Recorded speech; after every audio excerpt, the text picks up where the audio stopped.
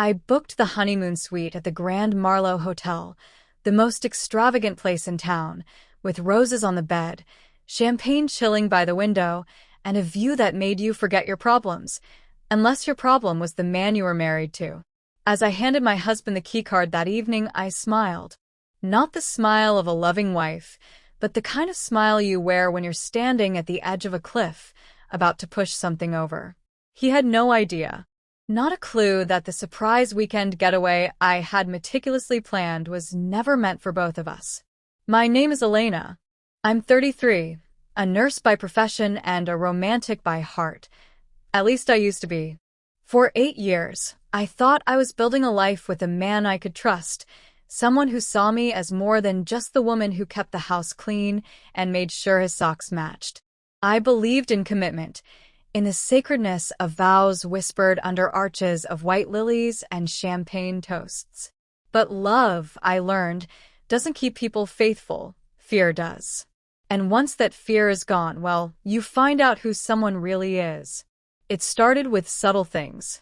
Missed calls. Late nights at the office. A new cologne I didn't buy. And the worst part? He stopped lying well. At first, I wanted to believe his stories. Everyone wants to be wrong about betrayal. But when your gut twists every time he says her name like it's sugar on his tongue, you start to connect the dots. Her name was Kendra. She worked in marketing at his firm, and she was always just a friend. Of course she was. Just a friend who sent heart emojis at 2 a.m. Just a friend whose lipstick I found on his jacket collar the day after their client meeting. But I didn't scream. I didn't cry. I watched. One night, I followed him. It was raining fitting really, and I parked my car half a block away as he walked into a wine bar downtown. Not with the boys, like he said. With her. I watched him tuck a strand of her hair behind her ear, like he used to do with me. I watched him lean in, lips almost brushing hers, whispering things that made her giggle, like a schoolgirl. I stared long enough for the pain to freeze into something colder. I could have stormed in, thrown wine in their faces, caused a scene. But no, I needed something better. I needed evidence. And I needed him to know what betrayal felt like. Slow, suffocating, and served with a smile. So I started planning. I knew our anniversary was coming up. 8 years married. He'd forgotten last year, so this time I made it easy for him. I booked the honeymoon suite under both our names. I sent him the confirmation email. I packed his favorite tie, his stupid monogrammed cufflinks, and even a new box of his favorite cigars, because I wanted him relaxed. I wanted him to walk into that room with her, thinking he'd gotten away with it. I even texted him that morning. Can't wait for tonight. It'll be unforgettable. And it was. What he didn't know was that I had been friendly with the hotel's front desk clerk for months. I'd helped her mother get into a clinical trial for lung cancer meds. She owed me a favor. She put security cameras in that suite, not the regular ones in the hallway. I mean tiny, discreet ones I paid extra for. One facing the bed, one at the door, one in the living room. Every angle covered. She made sure the suite was perfect, just as I'd requested. Romantic lighting, soft music, even a welcome Mr. and Mrs. Callahan note card signed in golden ink. I told him I'd meet him there after my shift ended. Don't start without me, I joked. I even winked, like a fool. And true to his nature, he didn't wait long before betraying me again. At 7:24 p.m., I received a text. Room is amazing, babe. You're the best. But I wasn't the one with him. Kendra was. I watched the footage from my car. First, he opened the door. She came in wearing red. She kissed him like it was their honeymoon. He didn't hesitate. Clothes came off. Laughter echoed. He toasted to freedom. My heart cracked, but I kept watching. Not because I enjoyed it, because I needed to feel every second of it to burn the last of my love away. At 9:07 p.m., I sent the footage to his phone. No message. No warning. Just 3 video files labeled with the time and date. Then I turned off my phone and drove home. I wish I could tell you that was the end, but it wasn't. The next morning he came home. He looked like a man who had seen a ghost. Maybe he had. Maybe I was no longer the wife he thought would forgive him, no matter what. He walked in with his shirt wrinkled, eyes bloodshot, phone in his hand like it burned him. "Elena," he started, but I held up a hand. "You cheated," I said. "In the honeymoon suite I booked for us. And you smiled while doing it." He tried the usual excuses. "I was drunk. I didn't mean for it to happen. It just did." But I wasn't interested in stories. I handed him the divorce papers I'd had drawn up 3 weeks earlier. Signed, sealed, delivered. "I want the house," I said. "You can take your clothes and your secrets. That's all you get." His jaw clenched, like he was about to argue. But then he saw the envelope on the table, one last surprise. "What's that?" he asked. "USB drive," I said. "In case you ever forget what you did." He didn't touch it, just stared at it like it might explode. Then he left. I stood in the living room, listening to the click of the door behind him, and I cried, not because I missed him, but because I had let it go on for so long. I mourned the version of me that believed love was enough. That girl was gone. The woman who remained? She was done being quiet. I wasn't always the type of woman who plotted revenge. I used to be softer. The kind of woman who baked birthday cakes from scratch, even for her in-laws. The kind who sent her husband sweet little texts during his lunch break just to say she was thinking of him. That was me. Elena Callahan. Nurturer, fixer, believer in fairy tale endings. If there were cracks in my world, I was the one on my knees with glue and tape, trying to piece everything back together before anyone else noticed. I grew up in a quiet neighborhood just outside of Raleigh, North Carolina. My parents were high school sweethearts, and to this day, my dad still brings my mom coffee in bed. I thought that kind of love was the rule, not the exception. So, when I met Mark at a friend's wedding in my mid-20s, I thought I'd found the same kind of magic. He was charming. God, he was charming. Tall, with easy confidence and a smile that made you feel like you were the only person in the room. He danced with me all night, and by the time the lights dimmed, I was halfway in love with a man I barely knew. He worked in corporate finance, numbers, deadlines, long meetings, fast decisions. He made me feel like I was the calm in his storm. I loved that feeling, needed it even, and he loved being adored. That should have been my first warning.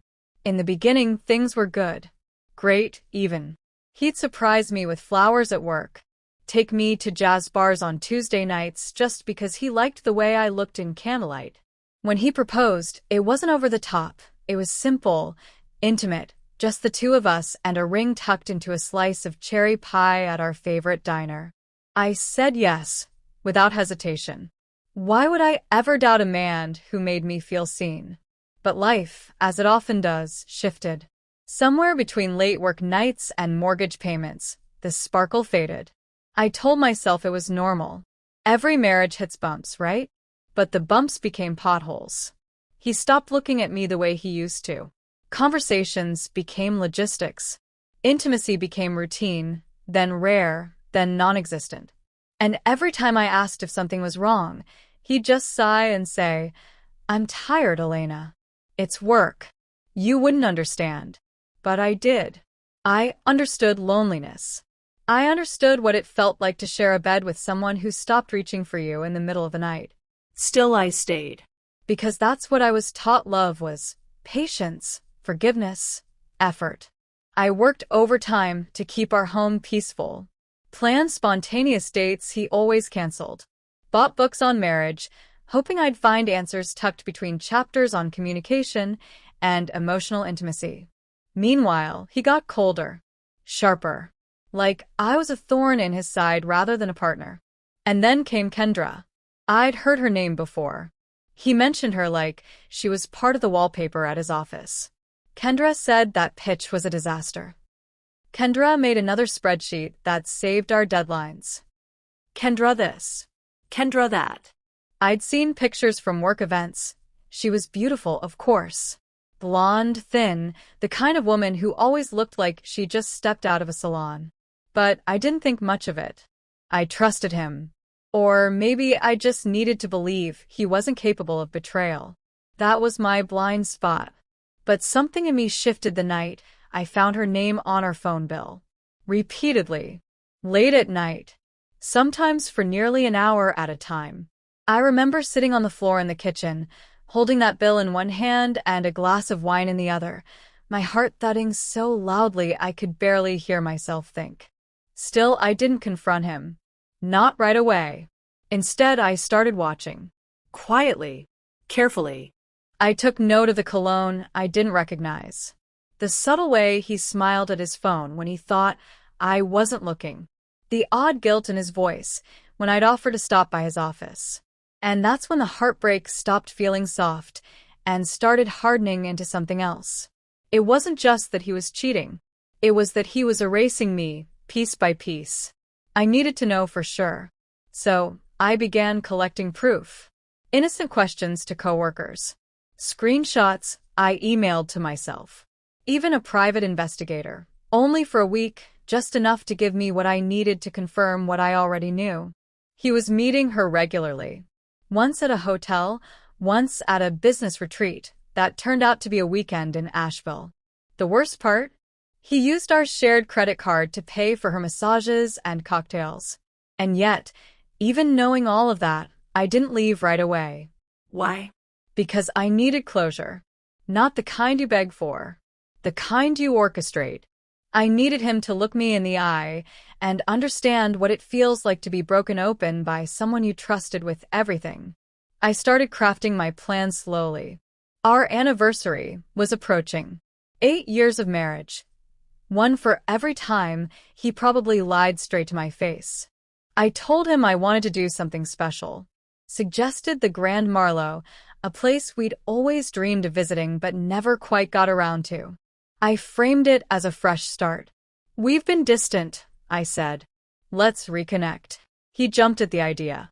Almost too quickly. It made me sick. He probably saw it as the perfect opportunity to blend his lies with luxury. I played the doting wife. Booked the room. Sent flirty texts. Even left little notes in his suitcase. Meanwhile, I was installing the security feed and gathering the last of my proof. But here's where things get complicated. Because as much as I wanted him to suffer, part of me still hoped, just a sliver, that maybe he'd show up alone. That maybe he'd surprise me. Maybe he'd remember why we fell in love in the first place. He didn't. Mark brought Kendra. They strolled in like they owned the world. She wore a red silk dress that clung to her like it was painted on. He looked proud, triumphant, like he'd finally traded in the old model for a newer, shinier one. They poured champagne. Danced. Kissed. Did more than kiss. And the whole time, the cameras rolled, capturing every laugh, every touch, every betrayal in crisp, undeniable clarity. I didn't cry when I watched it. I felt nothing. Numbness is a kind of mercy, I guess. But I wasn't the only one watching. What I didn't expect, what made things even more twisted, was that Kendra wasn't just using him for attention. She was married too. I found out through a careless tag on social media. Her husband, Jason, was a defense attorney.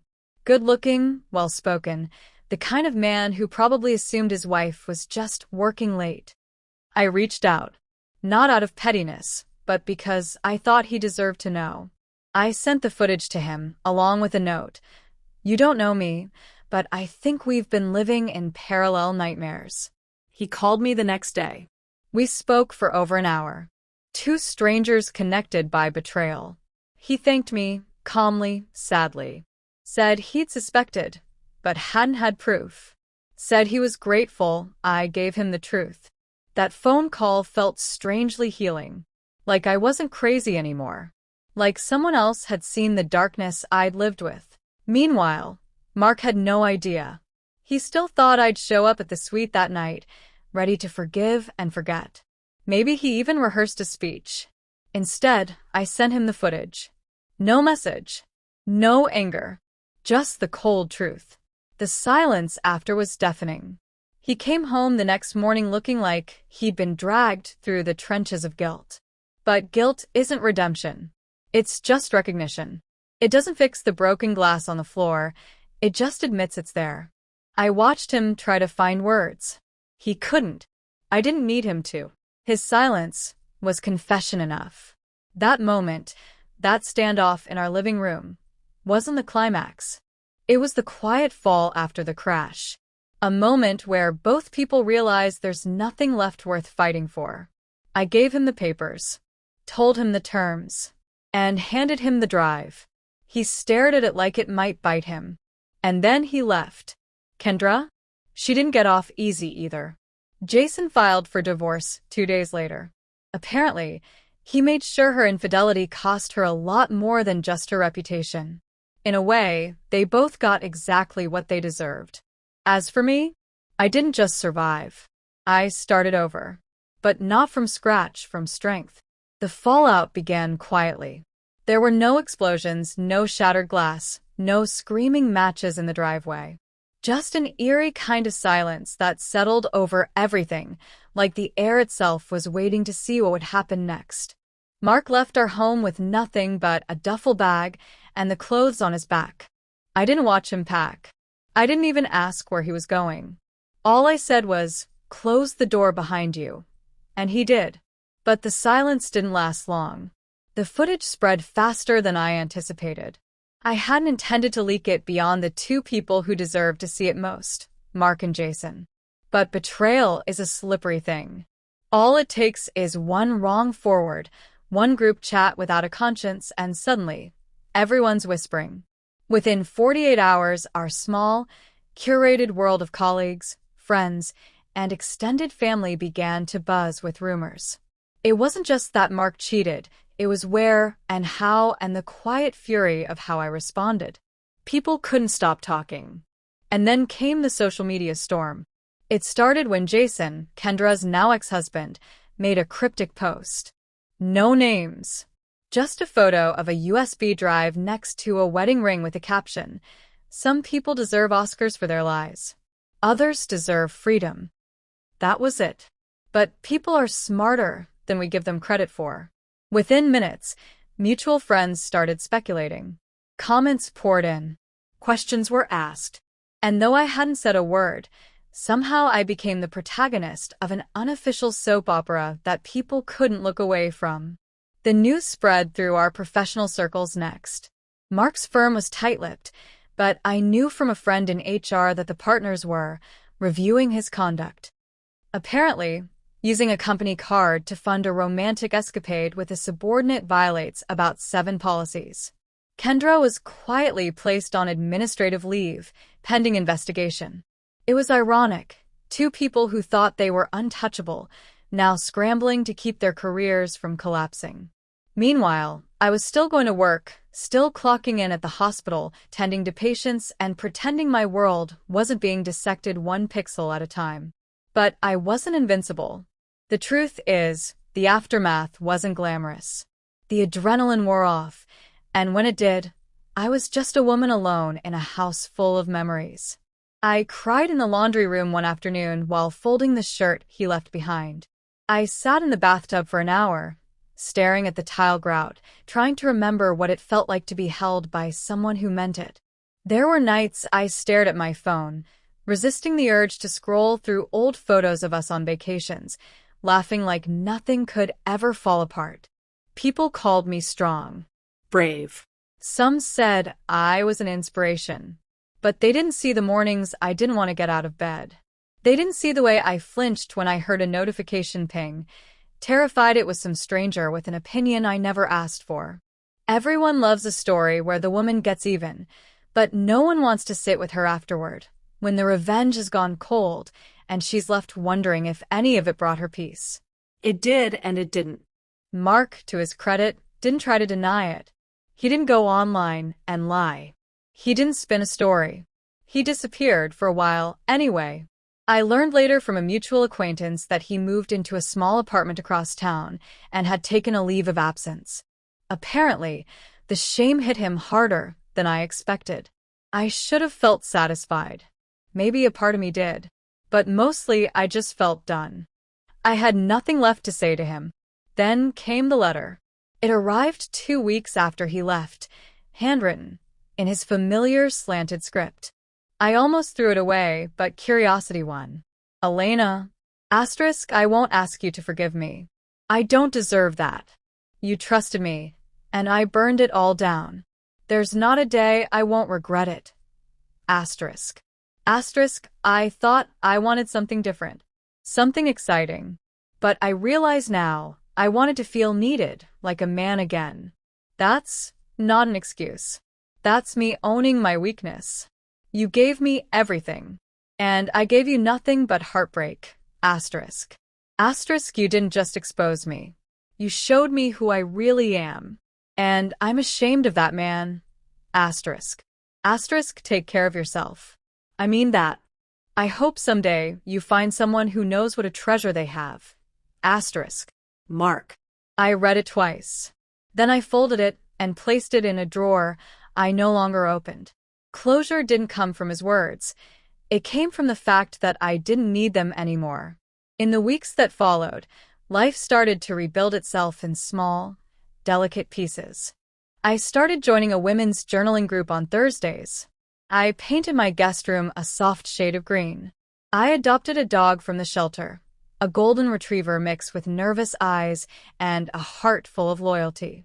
I named her Clover because I was tired of bad luck. And then something happened that I didn't expect. I started hearing from women, friends of friends, strangers who somehow found my email, women who had watched someone they loved slowly become someone they feared, women who had swallowed betrayal in silence, women who wished they'd had the courage to do what I did. I answered every message, sometimes with words of encouragement, other times with nothing more than, "You're not crazy. And you're not alone." That connection, that quiet sisterhood, became my unexpected salvation. As for Kendra, she tried to rebrand herself, deleted her Instagram, went private. Rumor had it she moved out of town. I didn't care. Let her run. Let her try to forget. I didn't need to watch her fall. I only needed to rise. Some nights, I'd walk Clover through the neighborhood just before sunset, the sky streaked with purples and golds. And I'd think about how strange it is that something so devastating could lead to something so honest. For the first time in years, I wasn't pretending. I wasn't making excuses for someone else's bad behavior. I wasn't shrinking myself to fit into someone else's fantasy. I was free. The story didn't end with revenge. It ended with clarity.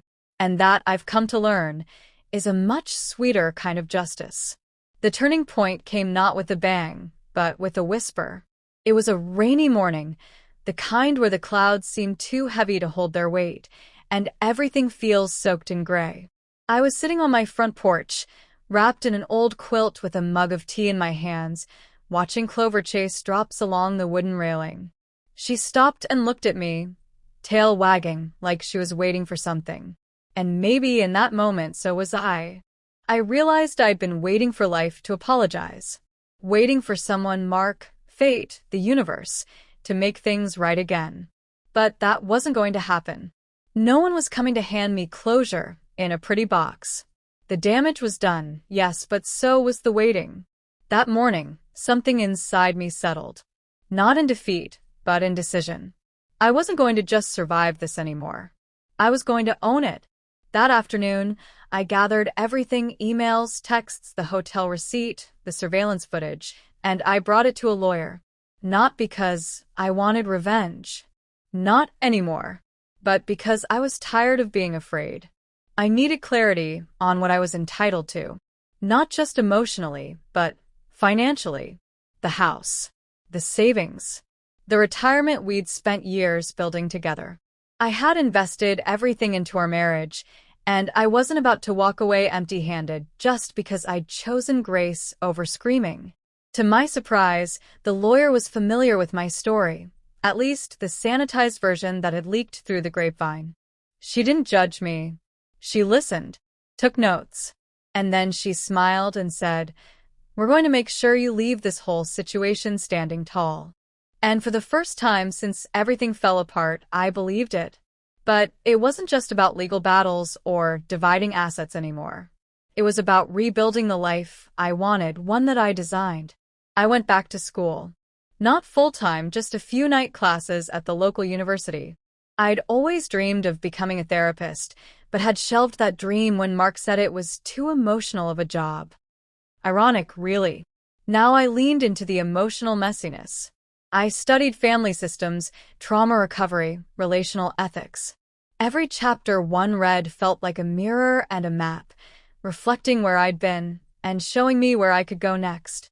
During the day, I still worked at the hospital. Nursing had always been a calling for me, but now it felt deeper. Patients noticed. I had a way of sitting beside them that wasn't just clinical, it was real. There's something about walking through your own pain that makes you better at holding others through theirs. Meanwhile, Mark's world continued to unravel. I'd heard, through the same friend in HR, that he'd tried to return to work, but his reputation was stained beyond repair. Clients didn't want to deal with a man whose personal life had become public scandal. He tried to make amends, offered to take a pay cut, rebuild trust, but in finance, appearance is everything. And he'd lost his shine. He sent me another letter. I didn't open it. I already knew what it said. Regret is a pattern for men like Mark. They don't miss you.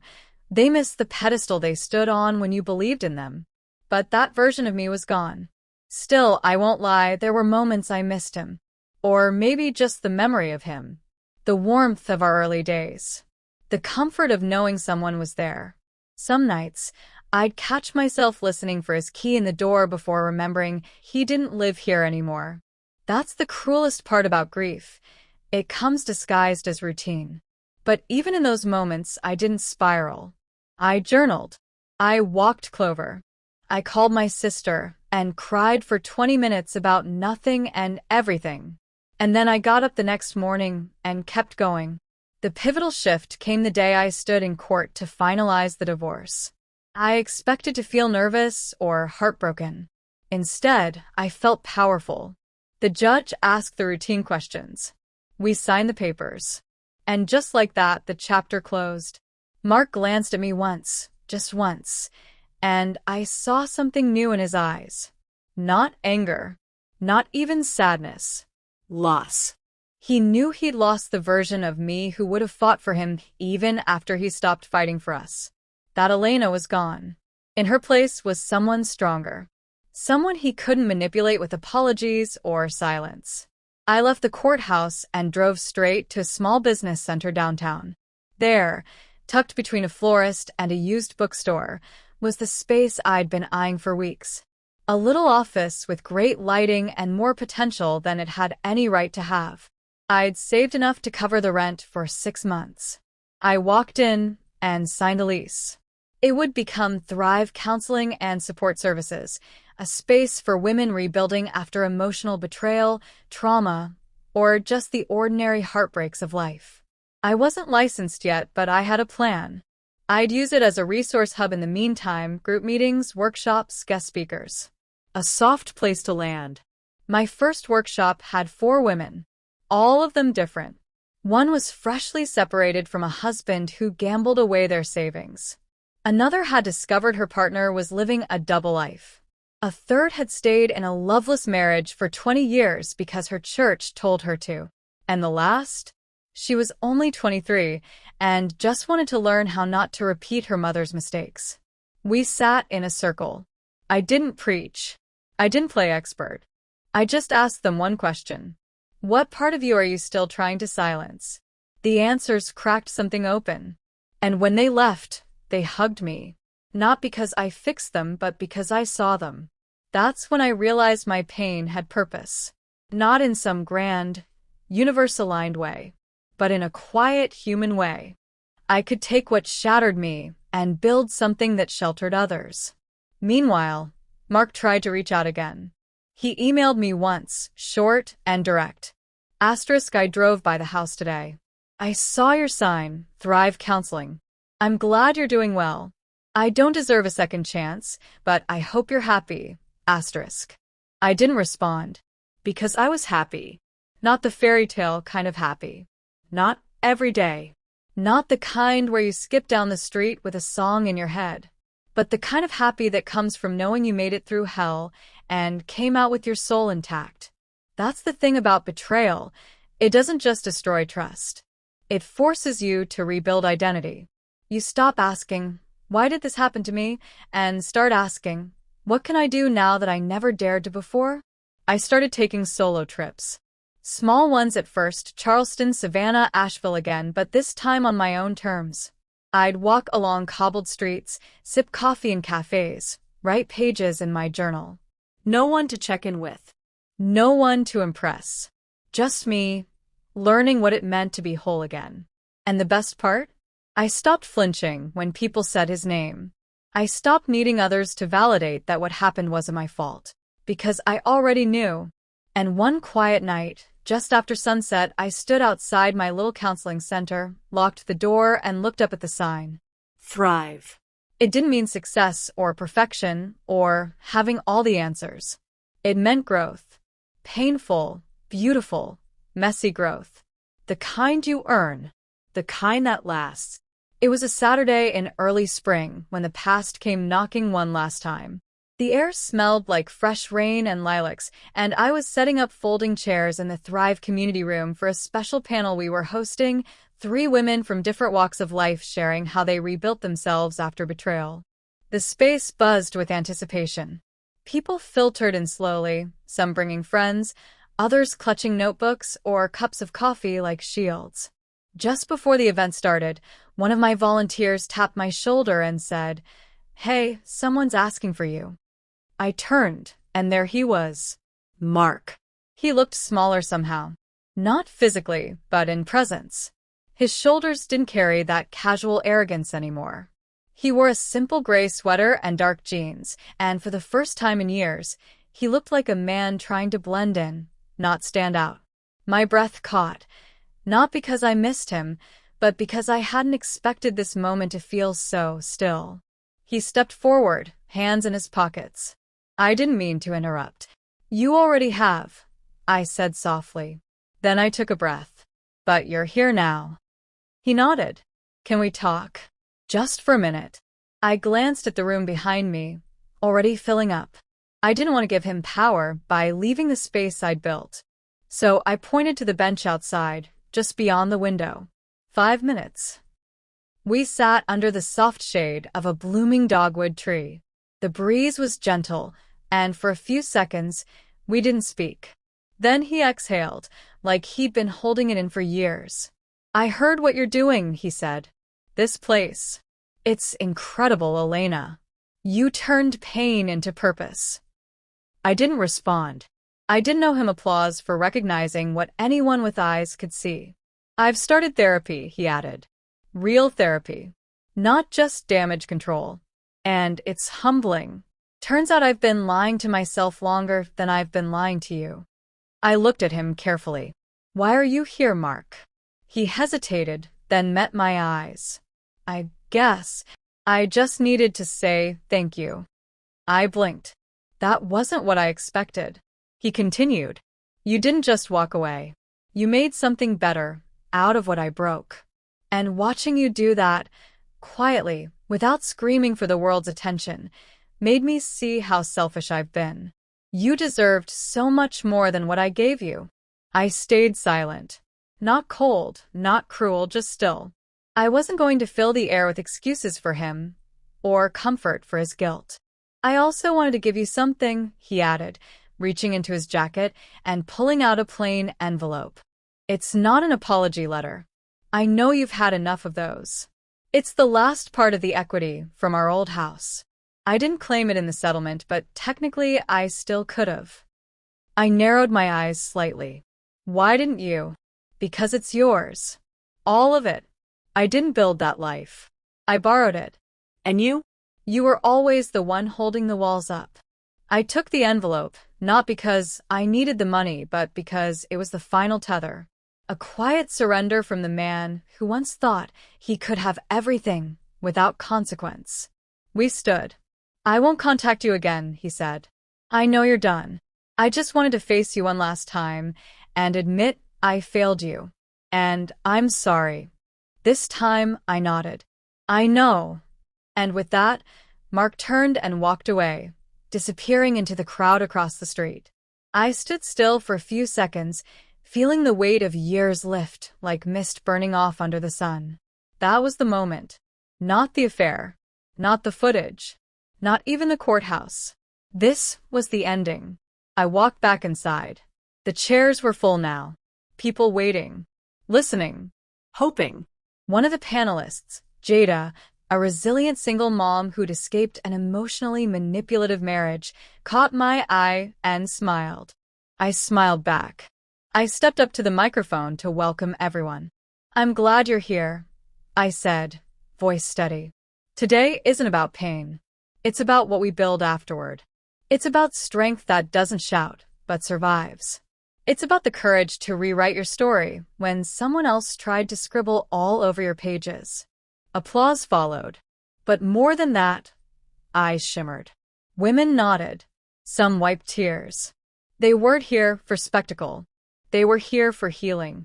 That night, after everything had been cleaned and the room was quiet again, I stood in the doorway and looked around. The same space where I'd once imagined running a quiet little practice had become something so much more. A place of truth. Of reclamation. Clover padded up beside me, tail wagging, sensing the peace in my stillness. And for the first time, I didn't feel like a woman who'd been cheated on. I felt like a woman who had chosen herself. The days that followed were filled with purpose, not perfection. I still had moments of doubt, of softness, of aching nostalgia. But they didn't hold me hostage anymore. They were just visitors, passing through a life that I'd taken back inch by inch. Sometimes I'd walk past the mirror and catch myself smiling, not because of something big, but because of how far I'd come. There's a quiet power in survival, in looking in the mirror and not flinching, in knowing that your worth has nothing to do with someone else's failure to recognize it. One evening, while scrolling through emails, I found a message from a woman across the country. She'd seen a clip of our panel on social media. She wrote, "Asterisk, you don't know me, but I felt like you were telling my story. I've been hiding for years, thinking if I just stayed silent, things would get better. But your words gave me a reason to believe in better, not just wait for it. Thank you, asterisk." I read it 3 times. Then I closed my laptop and sat with the quiet. Not empty this time. Asterisk whole star. That's the thing about endings. They're rarely neat, rarely cinematic. They come in layers. In conversations. In letting go. In choosing to rise when you could just as easily stay low. I didn't get a Hollywood happy ending. I got something better. I got myself back. And from that, I built a life so full of truth and love and me, there wasn't room for anything fake anymore. So if you've ever felt like your story ended the moment someone broke your heart, trust me, that was just the middle. The real story, that's what comes after. And it's beautiful. If there's one thing this journey taught me, it's that betrayal doesn't define you. Asterisk what you do after it does star. Pain isn't a permanent state, it's a passage. And while it doesn't ask for permission when it shows up, healing is something we choose, every single day. I had spent years giving and giving until I didn't recognize the quiet erosion of myself. That's what love can sometimes do when it's one-sided. It convinces you that devotion means sacrifice, even when the cost is your peace. But the moment I stopped waiting for someone else to fix the damage they caused and began stitching myself back together, that was the beginning of everything good. This story wasn't about revenge. It wasn't even about justice. It was about reclaiming the narrative. I used to believe love was about endurance, staying, forgiving, working through the cracks. But now I understand. Love is also about boundaries. About choosing yourself in the face of someone else's choices. And sometimes, the most loving thing you can do for both of you is to walk away with grace. There's a quiet dignity in letting go. in choosing not to scream or post rants online or get lost in petty wars. Real strength isn't loud. It's in the silence of rebuilding, in the nights you cry alone and still show up the next morning with purpose in your eyes. And here's the truth. What breaks you is never stronger than what's inside you. Yes, I booked that honeymoon suite. Yes, I handed Mark the footage of his own betrayal. But that wasn't the real turning point. The real power was choosing to step into my own life again, unapologetically. When you survive something like this, it changes how you see the world. You stop wasting time on people who drain you. You stop begging for crumbs when you know you deserve the feast. And most of all, you learn to be your own anchor, your own sanctuary.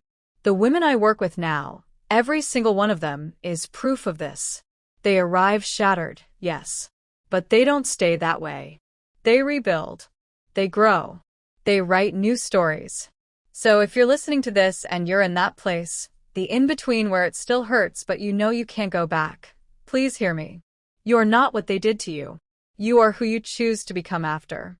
It's okay if your voice shakes. It's okay if you don't have all the answers.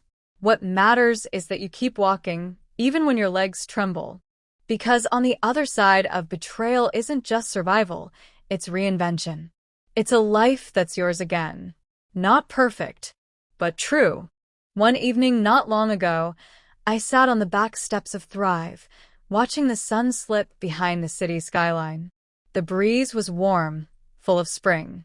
Inside, the laughter of women echoed from our group room. Real, unguarded laughter. I closed my eyes for a second and let it wash over me.